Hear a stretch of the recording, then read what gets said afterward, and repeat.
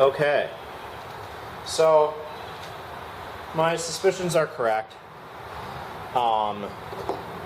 This fuel line, I'm going to have to either shorten it or find a new route for it, get a longer piece, because as the tractor ran, it put a kink right here, and it's starving, and there was a kink over here on the nipple into the carburetor. And I moved the fuel line up to this routing because I was having trouble with a kink forming at the carburetor nipple when I brought the fuel line down and up from below. So I'm going to have to take this in and put the fuel line on,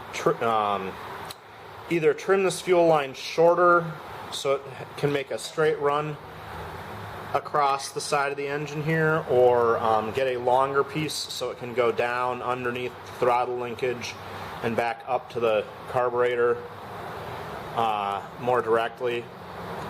And then hopefully that will eliminate all of these fuel starving problems that we have after we run about 10 minutes.